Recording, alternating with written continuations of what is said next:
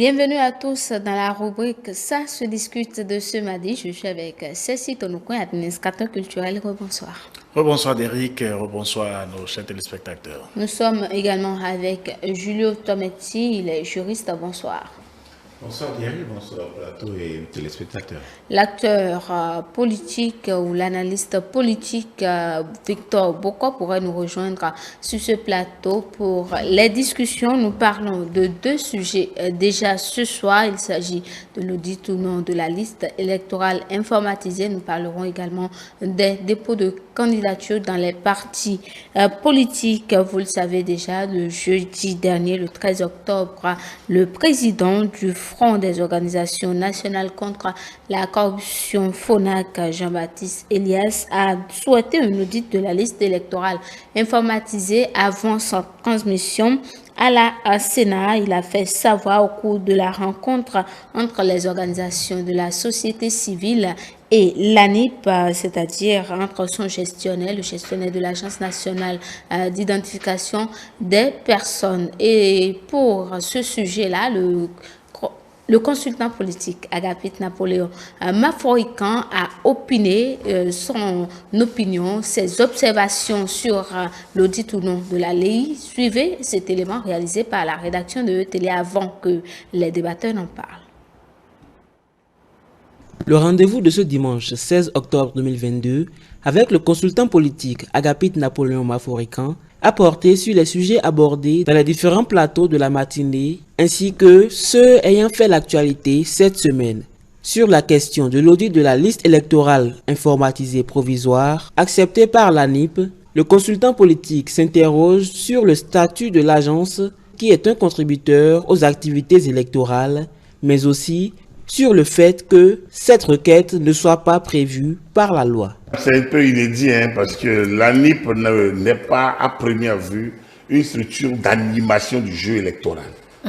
L'ANIP n'anime pas le jeu, c'est un acteur, mais il n'est pas l'acteur le plus déterminant. L'ANIP est un acteur étatique qui a vocation à faire une part du travail et à mettre à la disposition de l'organe de gestion des élections. Alors, est-ce que l'État admet sans loi un mécanisme d'audit de ces services ou de ces prestations? Ce n'est pas parce qu'il y a eu un dysfonctionnement que toute la gestion est si mauvaise. Alors, qu'est-ce que vous voulez aller auditer? Dans quelles conditions vous voulez l'auditer? À quelle fin vous voulez l'auditer?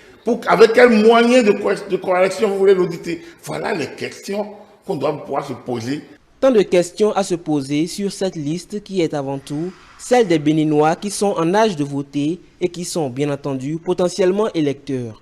L'audit n'est pas, selon le consultant politique, la meilleure option, mais il espère que le gestionnaire mandataire, qui s'y connaît en questions électorales, a fait un bon choix. Le statut a prévu des requêtes et non l'audit. On a fait des requêtes. Et comme ça a été corrigé. Aucune œuvre humaine n'est pas faite. Alors, est-ce que vous avez vu votre nom? Si vous n'avez pas vu votre nom, réclamez et faites le suivi.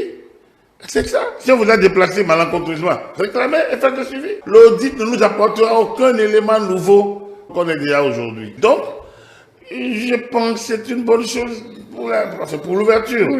Mais après, moi je regarde le tempo où la ley doit être mise à la disposition de la Sénat. Je me demande si l'ANIP a bien chronométré les choses et si elle a bien pris la mesure des choses. Après, le gestionnaire mandataire n'est pas de la dernière roue de la carrosse. C'est quelqu'un qui connaît le dispositif, il connaît le système, il a été dedans il y a longtemps, donc il sait sans doute de quoi il parle. Donc peut-être qu'il a déjà pensé à régler cette question à son niveau, mais ça mérite d'être évoqué. Bien que cela soit une cause noble, on doit se méfier des contestations politiques qu'il y aurait après cet audit, estime le consultant politique Agapit Napoléon Maforican.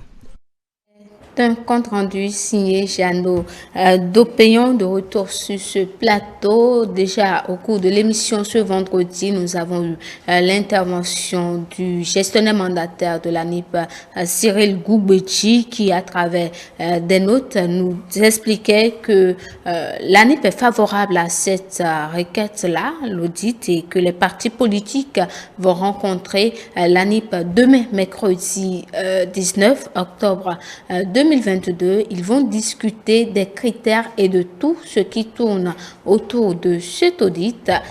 Comment entrevoyez-vous, Julio, cet audit-là, une initiative, une nouveauté qu'on pourrait dire?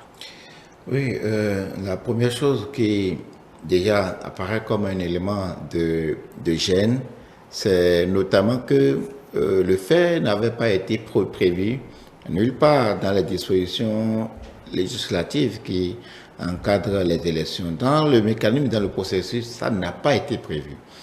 Nous sommes un peu à, comment dire, un peu moins de 2 mois ou bien un peu moins de 60 jours de la date de démarrage de la campagne électorale où, comment dire, la liste doit être transmise à la Sénat. Je me demande si nous disposons du temps. Je me demande si nous disposons du temps, comme le disait tantôt, comment dire, le consultant. Mais ça participe un peu d'une ouverture et les éléments qui motivent en fait la demande d'audit là, ces éléments restent pertinents. Ça reste pertinent en ce sens que, comme il a été dit par Jean-Baptiste Elias, président du FONAC, il y a à observer que dans la liste électorale que nous avons actuellement, sinon s'il faut le comparer par le passé, avant, c'était les électeurs qui allaient s'inscrire sur des listes électorales. Parce que, comment dire, l'électeur, le droit de vote est une faculté. Donc, il peut, comme il ne pas, c'est une obligation citoyenne, mais ce n'est pas une obligation autant que donc l'intéressé peut ne pas, comment dire, ne pas aller voter. Donc, les électeurs allaient s'inscrire sur une liste. Donc, ils savent qu'ils sont électeurs et ils iront voter. Aujourd'hui, ce n'est pas le cas. On a fait extrait directement la liste électorale du RAVIF, c'est-à-dire du registre national. Et ça pose 2 problèmes. Le premier problème, c'est que ceux qui n'avaient pas 18 ans, d'accord, et auront 18 ans au 6 janvier, sont maintenant électeurs, sans le savoir d'une certaine façon. Sans le savoir, en ce sens qu'ils ne peuvent pas déterminer quels sont leurs centres de vote et autres. C'est pourquoi on comprend mieux maintenant pourquoi l'ANIP multipliait en fait ces derniers temps ces messages SMS invitant les uns et les autres par les procédés électroniques à consulter leur centre de vote. À part cela, il y a ceux qui avaient déjà 18 ans mais qui d'aventure n'allaient pas voter et n'ont jamais été intéressés, ou bien qui allaient voter mais qui peut-être aujourd'hui n'ont plus l'intention d'aller voter. Tous ceux-là se retrouveront également dans la base.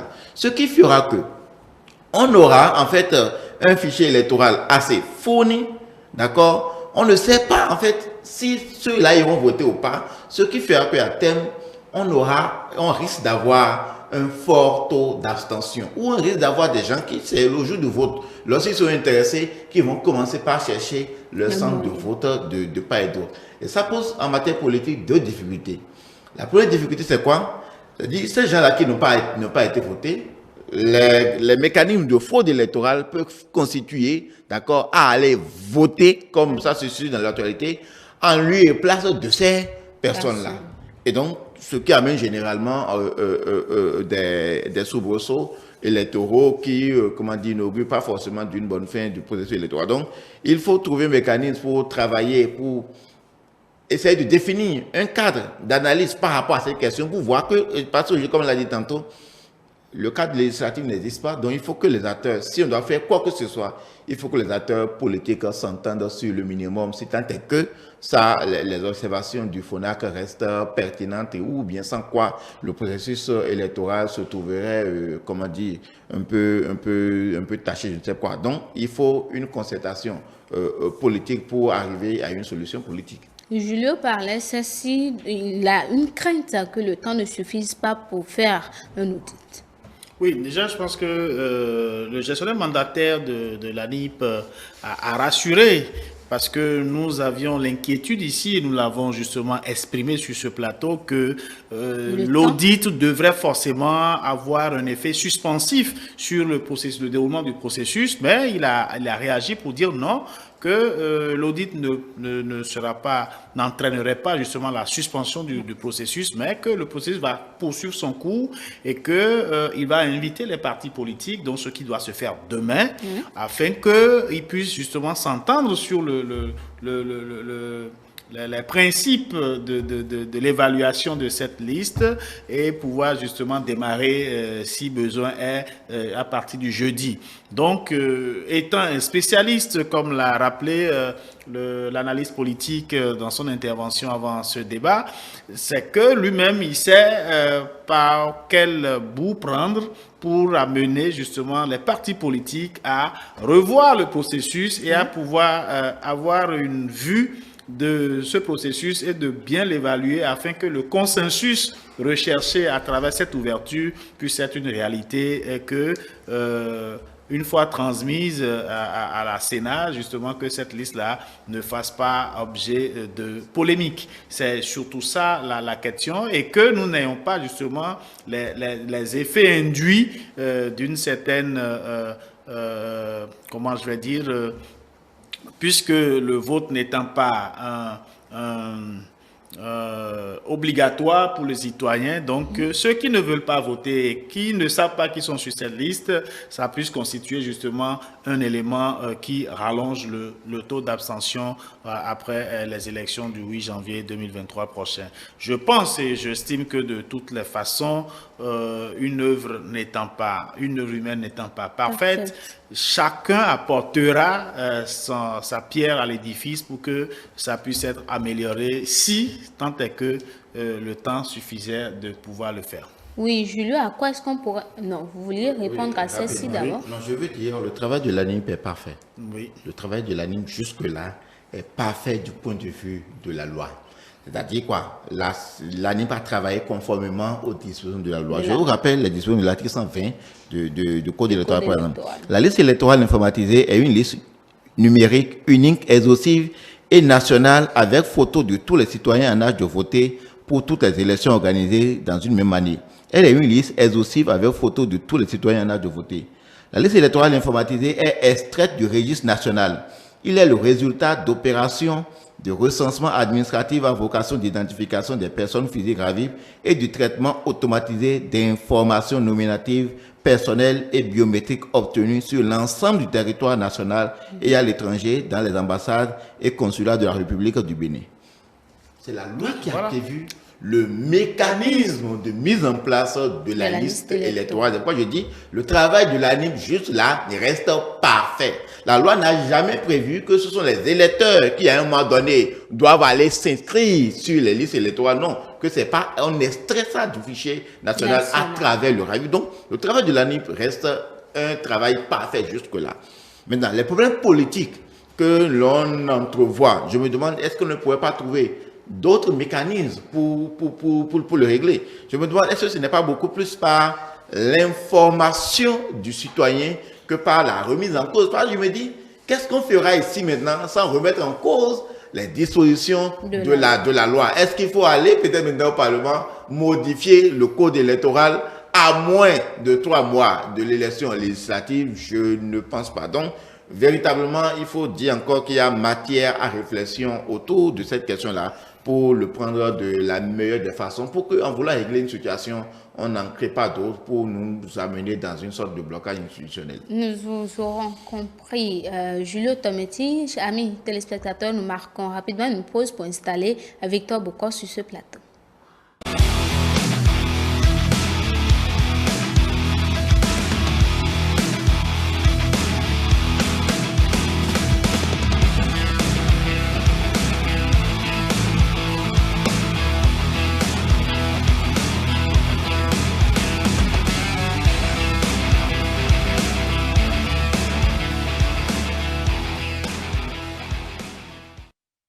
Eh oui, Victor Bokor est avec nous sur ce plateau. Bonsoir et bienvenue à vous.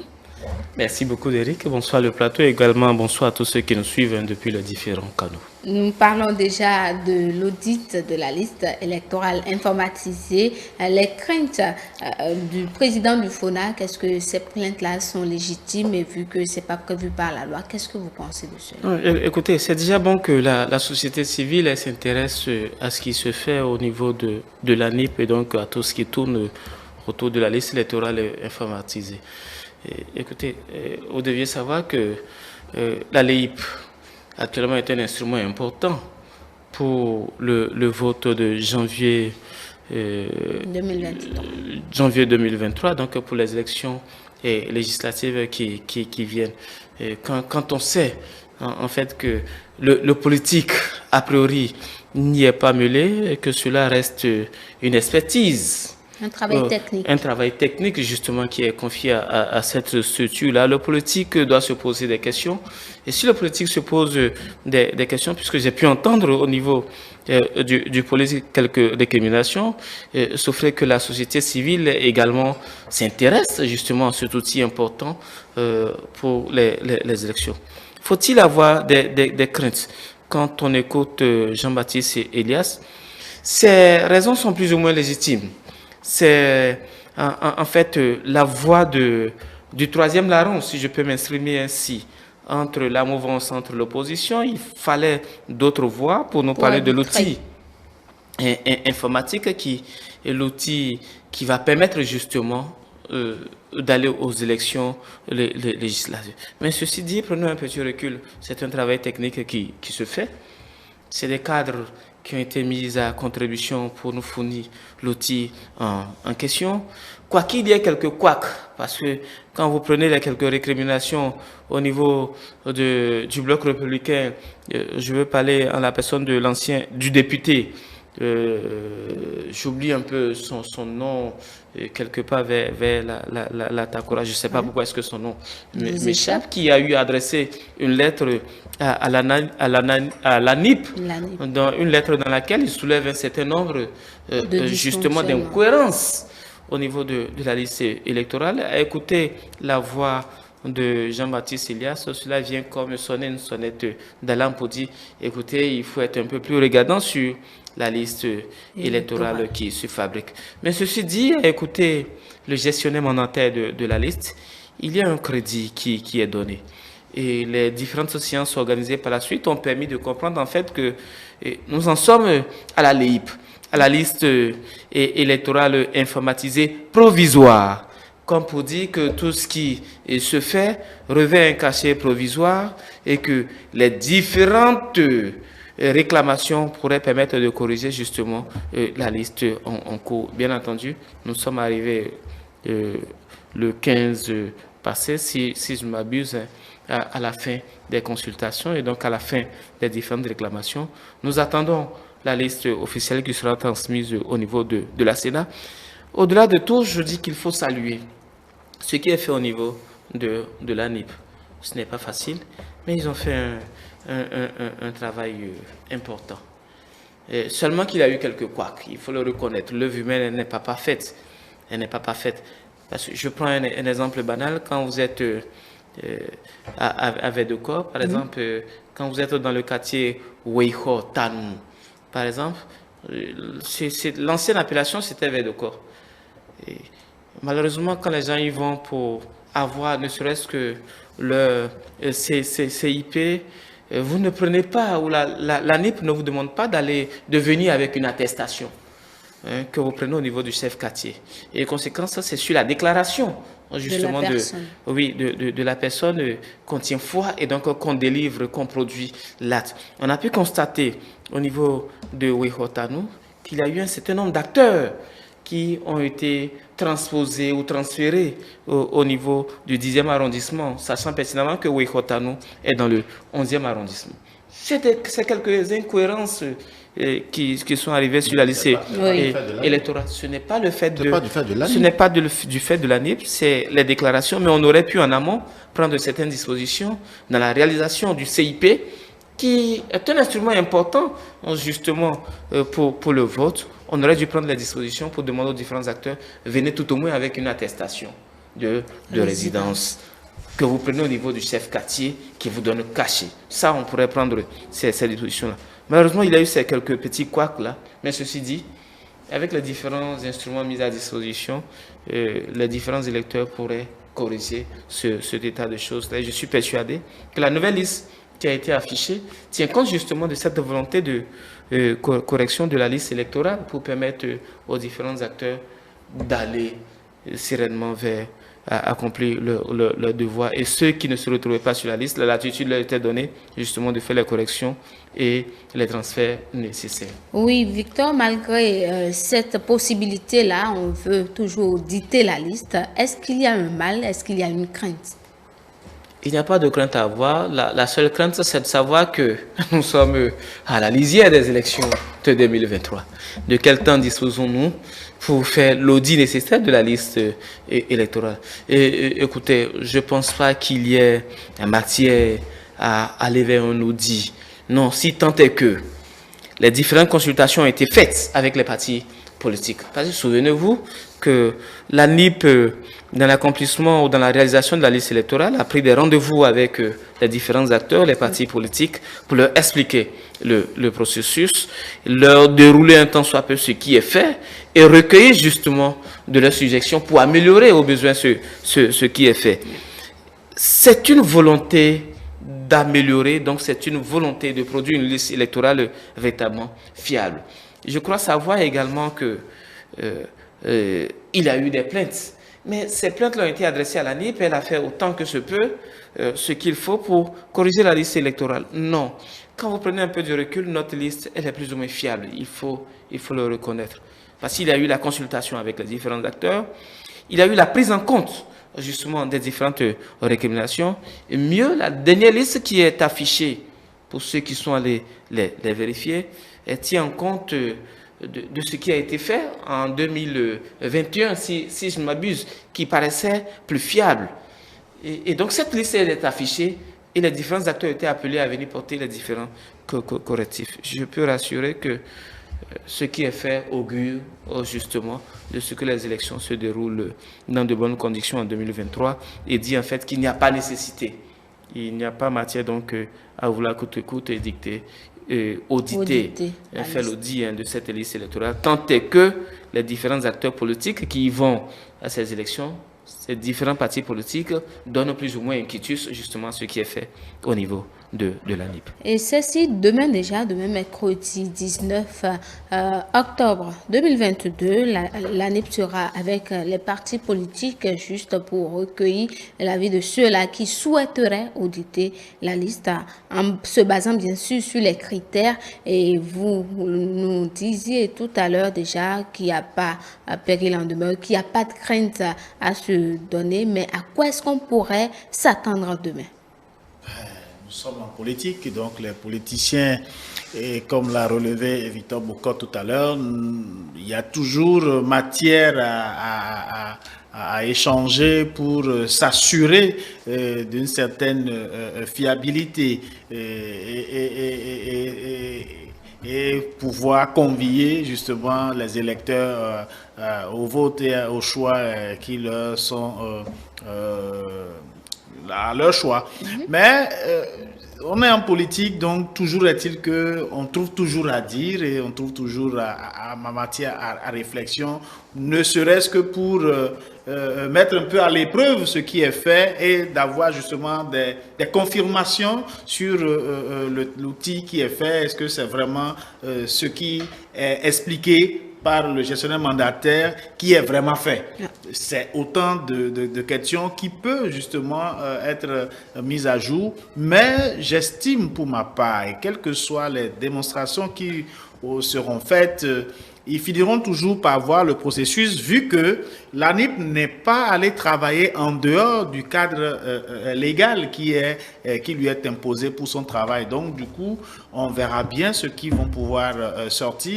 Ils vont chercher à savoir, bon, on a parlé des électeurs qui sont délogés, mais de toute façon, il y a eu ce rappel à tous ceux qui sont en âge de voter, d'aller consulter la liste par les canaux électroniques et de faire des corrections qu'il faut. Si vous avez consulté et que vous estimez que votre lieu de résidence n'est pas à Wenoussou et que c'est à Idjedo, vous allez justement faire les corrections nécessaires et désormais vous allez vous retrouver à Idjedo pour voter.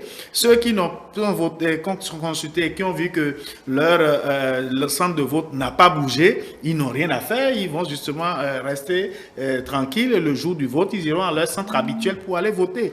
Et je dis, c'est des cas qui arrivent dans tout ce que nous faisons et ça ne peut pas dénier cela.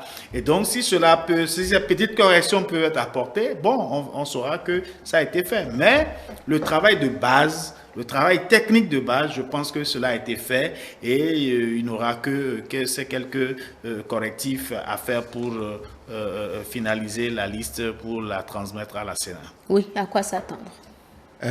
Moi, j'ai peur de ce qui va être en train de se passer parce que j'estime qu'il ne faut pas ouvrir la brèche pour entrer dans un labyrinthe duquel il nous sera difficile de sortir. Il s'agit des acteurs politiques. Et dites-vous, on ne sait même pas ceux qui vont aux élections. Il y a beaucoup, à partir du moment où on s'approche de la date fatidique, il y a beaucoup qui ne sont pas prêts.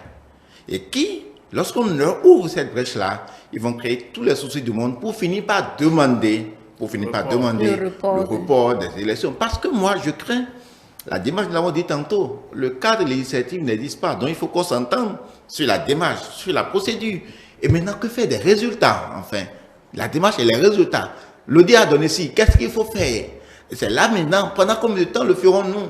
Nous disposons encore d'à peu près 20 jours, un peu moins de 20 jours de marge. Est-ce qu'on pourra concilier toutes les divergences qui naîtront autour de cette affaire-là? Je crains fortement que, franchement, là où nous allons, ça ne soit pas bien. Et je propose ceci.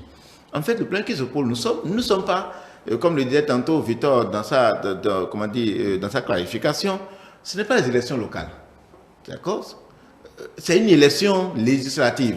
Ça veut dire quoi? Même si je suis peut-être à Agla et qu'il m'arrive d'aller voter à Fidjosé, excusez-moi de dire comme ça, je suis toujours dans la circonscription. Donc le problème ne devrait pas se poser. Le reste revient aux acteurs politiques d'activer en fait cette responsabilité citoyenne auprès de leurs militants, d'accord? Parce que la consultation de la liste reste toujours possible. Pour au moins s'assurer que je dois aller voter, je suis dans la liste et je dois aller voter dans tel centre. Pour que ça ne soit pas le jour là qu'on commence par se perdre. Donc ça revient, c'est un travail qui revient aux partis politiques de faire autour de leurs militants. Sur la question de, parce qu'on craint le taux d'abstention, non. Le taux d'abstention, ça aurait quand même matérialisé le degré de mobilisation des partis politiques parce que nous sommes dans un contexte où les élections, si je peux le comparer par rapport au passé, sont inclusives. On ne dira pas que c'est parce que telle personne a été bloquée et n'a pas été aux élections que les populations ne sont pas sorties. Ça veut dire que tout le monde va aujourd'hui aux élections. Et donc, si les populations ne sortent pas assez conformément à la liste électorale, ça aurait été une défaillance des partis politiques, toutes tendances confondues. Donc, le problème ne se pose pas en termes de liste, mais le problème se pose en matière politique, en matière de mobilisation, en matière d'éveil de la citoyenneté par rapport à la chose électorale. Si on s'en tient seulement à ça, on peut régler le problème sans pour autant être obligé d'aller à un audit qui amènera à remettre en cause la liste électorale ou bien le processus en cours. Et ceci? Non, je pense même que si on visualise, si on conceptualise l'audit en soi, je pense que l'audit va forcément avoir un effet suspensif du processus. On arrête d'abord, on évalue et on corrige. Mais je pense ici, pour ma part, que ce ne serait pas vraiment une sorte d'audit véritable de la chose, mais les partis politiques veulent simplement s'assurer si vraiment tout est pris en compte pour que nous ayons une liste qui forcément doit faire consensus pour les élections. Je pense que c'est juste ça qu'ils ont besoin pour être rassurés. Parce que je ne pense pas qu'aujourd'hui, on puisse maintenant sortir des TDR pour voir comment est-ce que ça va se faire, où est-ce que nous en sommes, comment il faut améliorer et sortir maintenant des résultats d'évaluation qui vont être réimplémentés dans le processus pour changer quoi que ce soit. Non, je ne pense pas. Parce que lorsque nous constatons, lorsque nous savons que ce qui est fait techniquement est resté dans le canevas légal, on ne peut pas justement remettre en cause tout ce travail aujourd'hui et dire qu'il faut vraiment l'auditer parce qu'il y a ci, parce qu'il y a ça. Non. Une certaine ouverture du gestionnaire mandataire pour permettre à ceux qui ont quelques éléments à apporter à un travail qui mérite d'être perfectible, je ne pense pas qu'aujourd'hui ça soit vraiment une façon de dire en profondeur, nous allons voir ce qu'il y a. Non, il n'y a rien à voir en profondeur puisque la loi a dit il faut l'extraire. Et c'est cette extraction qui a été faite par des algorithmes de façon technique au niveau de la base de données. Donc, tout citoyen qui, aujourd'hui, qu'il ait participé aux élections passées, qu'il soit aujourd'hui en âge de voter, tous ceux-là sont extraits et constituent la liste qui, aujourd'hui, doit être finalisée et envoyée à la Sénat. Donc, à partir de ce moment-là, je ne vois pas où se trouve un problème fondamental qui amènerait justement à faire l'audit de cette liste-là avant sa transmission à la Sénat. D'accord. Nous allons écouter Victor sur la question. Sur la question, il me dit, moi je l'avais déjà rappelé, que l'ANIP est dans son rôle. Un effort technique est fait pour nous produire la liste électorale. Quoi qu'il y ait quelques couacs, je crois que cette séance... Et qui sont en train d'être corrigés. Oui, qui sont en train d'être corrigés. Il faut saluer justement les différents outils qui ont été mis à disposition par la NIP pour permettre à nos populations d'aller sereinement consulter ces listes électorales.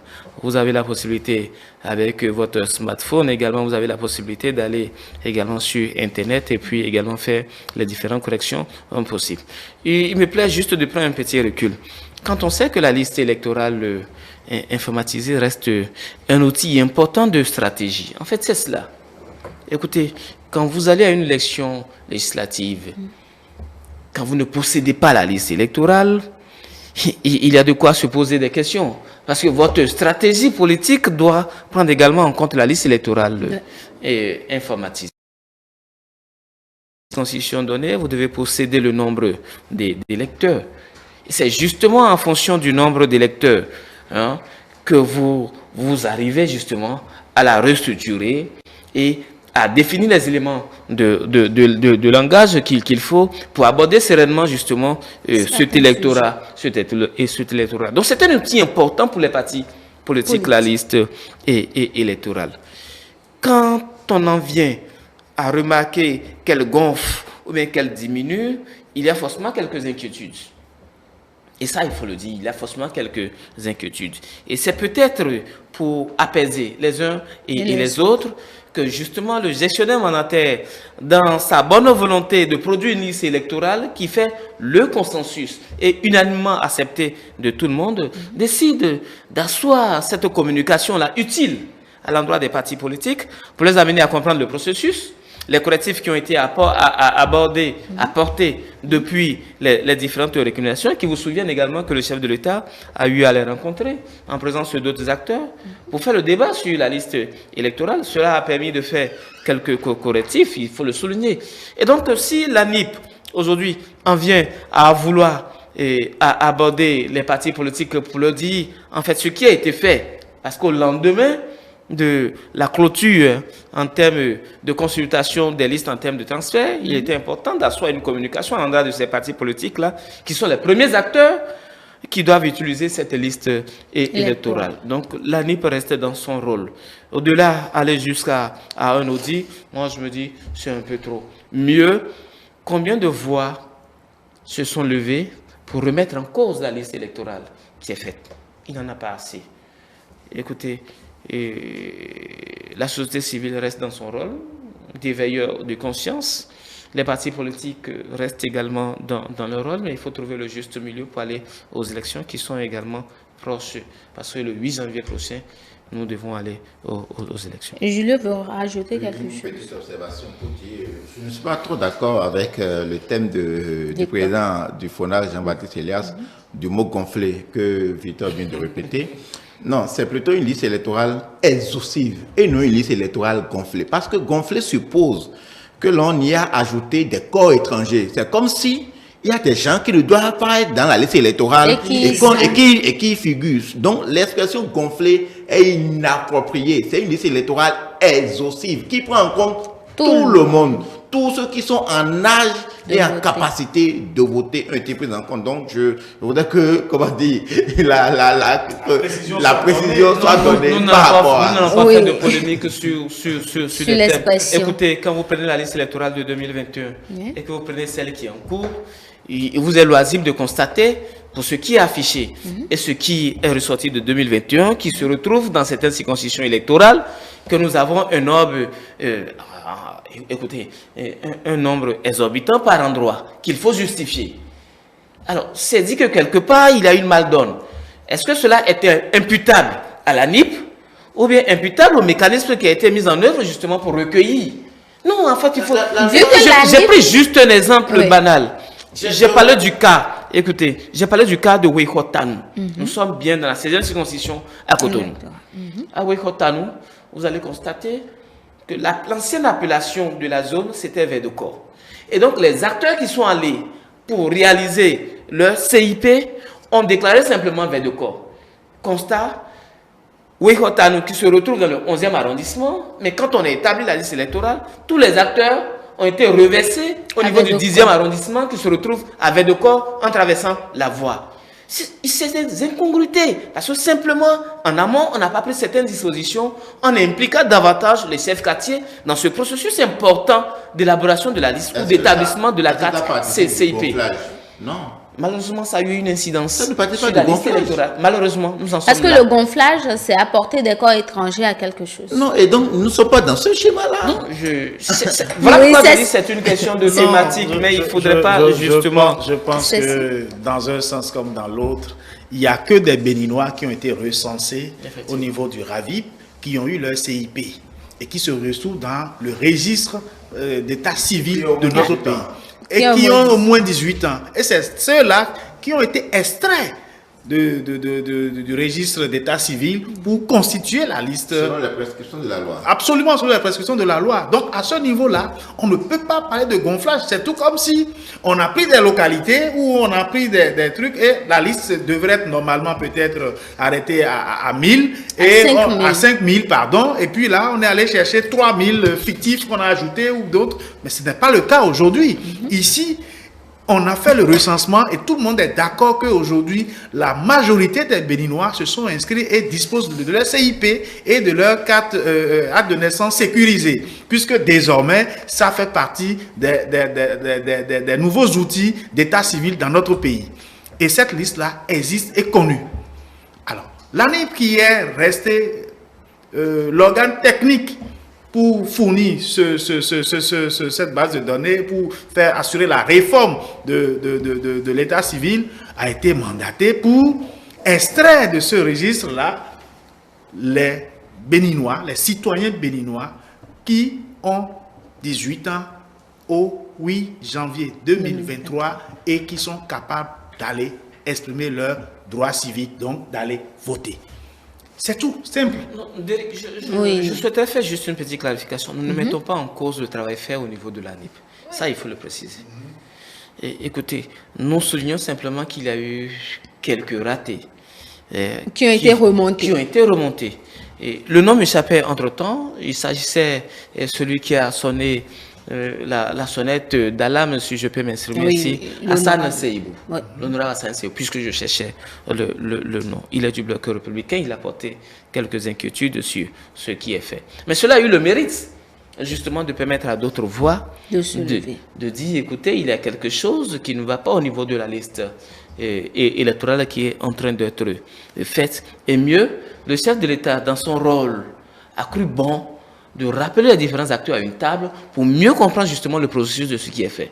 Et je suis persuadé qu'au sorti de cette séance-là, qui a eu, des éléments de correctif ont été apportés. Ce qui a poussé au deuxième, voilà justement, à la deuxième phase l'affichage à nouveau des listes électorales. Comme pour dire qu'il y a une volonté d'accorder tout un crédit, de vouloir tout un consensus au niveau de la liste électorale qui est en train d'être établie. Ouais. Le chef de l'État a joué ce rôle-là, il faut saluer cela. La NIP a eu à faire un correctif. Mais il était important, après ce correctif-là, de rassurer les différents partis politiques de ce que les différentes observations ou récriminations qui ont été portées à cette liste-là ont été prises en compte. Et c'est en cela que je salue justement la séance qui aura lieu avec ces partis politiques-là. Et je me dis, et si cela est fait comme ça, c'est une manière de rassurer les différents acteurs qui doivent utiliser cette liste électorale. Et j'en viens pour dire, l'audit pour moi, à l'étape actuelle, me paraît plus ou moins inopportune parce que simplement, quand on a intégré les différents aspects, et si à la sortie de la séance, avec différents partis politiques, les partis politiques s'accordent sur ce qui a été fait, il faut dire que nous sommes dans le droit chemin pour les élections législatives de 2023. Et que dans ce process-là, je ne pense pas que l'audit de la liste électorale vienne justement nous enfreindre ou bien nous freiner dans cette volonté d'organiser les élections en 2023 et à bonne date. D'accord, c'est avec vous que nous passons au second sujet de la soirée. Nous parlons maintenant des dépôts de candidatures dans les différents partis politiques. Dans une lettre adressée aux militants en date du 16 octobre 2022, le président du parti de l'Union progressiste, le Renouveau, il s'agit de Joseph Djogounou, il a dévoilé le nombre de personnes ayant déposé leur dossier en vue d'investir la candidature du parti aux prochaines élections législatives. Ils sont au total 1161 potentiels candidats à manifester le désir de solliciter les suffrages de masse population pour emportant l'étendard du parti UP Le Renouveau le 8 janvier prochain. Est-ce qu'on pourrait dire, Julio, qu'il s'agit d'un travail, un lourd travail qui attend le comité que ce parti-là a mis sur place, sachant que les autres partis politiques n'ont pas encore dévoilé leur liste, mais 1161, n'est-ce pas beaucoup? Oui, et il ne serait pas étonnant de voir aussi des chiffres semblables au niveau des autres partis politiques. Parce que vous savez, aujourd'hui, les partis politiques de plus en plus se démocratisent d'une certaine façon. Et donc, c'est l'expression de la pluralité que nous avons au plan national qui se manifeste déjà au niveau des partis politiques. Il faut y voir dans ces chiffres le niveau d'engagement en fait des militants à porter en fait les couleurs ou l'étendard de leur parti politique sur le plan national dans le cadre de ces élections législatives. Donc, parce que je dis, en fait, quelqu'un qui exprime son intention d'être candidat, imaginez un peu tout le dispositif, en fait, en termes de mobilisation que lui-même, déjà, en tant qu'acteur politique, s'assure avant même le mécanisme que le parti aurait mis en œuvre. Donc, c'est pour moi salutaire. Ça fait, en fait, l'expression de la pluralité et le niveau d'engagement, en fait, des militants. Quand je le dis, en fait, pour tous les partis politiques, et j'espère avoir aussi de ces chiffres que les gens qualifient d'énormes et autres là, mais en vérité, il faut voir dans ces chiffres vraiment quelque chose de très bien. Ça n'a jamais été aussi, l'expression n'a jamais été aussi motivante qu'il est. Souvenez-vous par le passé, Victor en sait certainement quelque chose. Souvent, Victor dit qu'il n'en sait rien. C'est pas les jeux de couloir qu'on se retrouve, d'accord, sur les listes électorales. C'est pas des négociations financières des fois, qui pour la première place, qui pour la deuxième place, et chaque place a son quota. Ça dépend du rapprochement que vous avez avec le sommet, avec le père du parti politique et non le président, en fait. Donc, aujourd'hui, les choses se démocratisent. Espérons que, comme beaucoup le disent, que le mécanisme d'étude et de sélection sera tout aussi démocratique. Oui. Victor, est-ce que cette démocratisation n'est pas en train d'apporter encore du fil à retordre ou de donner du fil à retordre au comité de chaque parti politique? Le tri sera-t-il facile, entre autres? Facile, vous savez pourquoi? Écoutez, nous avons 24 circonscriptions électorales. Il s'agit d'abord de l'appel à candidature. Ce n'est même pas encore les candidatures. Alors, tous ceux qui se sentent... Non, ça me parle de candidature. Candidature, c'est... Justement. Pas parti politique. J'en viens là, c'est tout un processus. Les potentiels candidats. J'allais dire très bien. Vous vous sentez à même de défendre les couleurs de votre parti politique. Il y a l'appel à candidature qui est lancé. Vous venez vous déposer votre dossier. Ça, c'est basique. Comme pour dire que le parti politique ouvre les vannes à tous les acteurs qui se sentent à même capables de défendre les couleurs de ce du parti politique, et donc à venir déposer. Et quand vous prenez 1161. Et c'est provisoire parce que c'est aujourd'hui, mardi, qu'ils ont clôturé. Vous aviez dit, provisoire ou pas, je veux juste que nous faisions un petit calcul. Parce que le nombre peut paraître un peu ronflant. Oui, l'Union progressiste, le Renouveau a déposé, a récolté 1000 et quelques autres. Faisons une petite division. 1161. divisé par 24 circonscriptions électorales, nous aurons au bas mot environ 40-45 acteurs par circonscription électorale. Si l'Union progressiste, dans sa fougue, dans sa volonté de conquête, d'occupation du terrain, en arrive à avoir la quarantaine et doit s'enorgueillir, il y a un problème pour moi. Parce qu'ailleurs, j'ai cru comprendre que les gens sont allés à des cinquantaines par circonscription électorale. Comme pour dire que nous n'avons pas forcément besoin de communiquer sur le nombre. Mais ce qu'il faut retenir ici, c'est qu'il y a une volonté au niveau des différents militants d'aller défendre les couleurs de leur parti politique. Ça, c'est important à relever et à retenir. Ce qu'il faut également retenir, c'est que la démocratisation est en train de s'asseoir dans nos différents partis politiques, de sorte qu'au jour d'aujourd'hui, on peut lancer un appel à candidature et les différents acteurs peuvent librement aller déposer leur dossier, quitte à ce que la commission mise en place en vienne à faire un travail en toute sérénité pour dégager les meilleurs acteurs qui pourront aller défendre les couleurs des différents partis politiques. Ça, c'est ce que je retiens de manière fondamentale pour dire en fait que la réforme du système partisan fait son chemin, quoi qu'il y ait des difficultés, mais elle s'installe. Les partis politiques, au jour d'aujourd'hui, ils mettent un peu plus de démocratie, ils mettent un peu plus de la vertu dans la désignation des candidatures. Espérons simplement que cela augure des rendements meilleurs et que les différents acteurs soient pris en compte dans la position intrinsèque, fût-il menuisier, maçon, fût-il cadre de l'administration, quand il s'agit de défendre les couleurs de leur parti politique, que le parti puisse leur donner ce retour de considération, de sorte à ce qu'ils soient traités sur les mêmes pieds d'égalité, parce qu'il s'agit justement d'aller prétendre défendre les couleurs d'un parti politique. Cécile, Victor déjà parlait de cette crainte-là. Il y avait par le passé les jeux de couloir et tout. Mais là maintenant, c'est un appel à candidature. Est-ce que vous pensez qu'il s'agit d'une stratégie pour leurrer le peuple ou ils tiendront réellement compte des qualifications ou des critères qu'ils auront pour choisir? Non, il n'y a pas de leurre en la matière. Il faut noter que c'est une révolution au niveau de la pratique de nos partis politiques aujourd'hui. Déjà que au sein du parti, il n'y a plus justement de père fondateur tout puissant.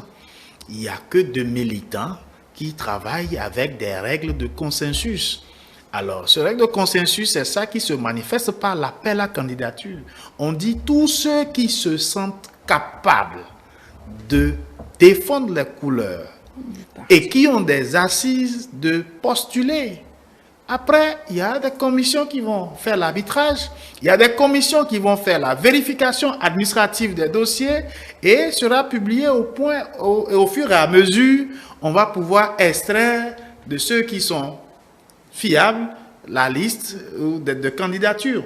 Donc, je pense que c'est des cheminements qui amène à avoir au sein des partis politiques des instruments ou des outils démocratiques de gestion, quitte à ce qu'on puisse vraiment tourner dos aux vieilles pratiques qui ont eu cours dans l'élaboration de ces listes de candidatures dans notre pays et au sein des partis politiques. Donc, c'est à saluer et tout ce que nous avions vu comme engouement, comme désir de porter les couleurs de ces partis politiques, j'estime que c'est un bon effet et qu'il faut encourager, quitte à ce qu'au sein des différentes formations politiques, on arrive à faire justement l'écrémage nécessaire pour sortir des listes qui vont défendre véritablement les couleurs. Et qu'autour de ces listes-là, les autres militants qui n'ont pas pu se voir sur cette liste puissent travailler aux côtés des autres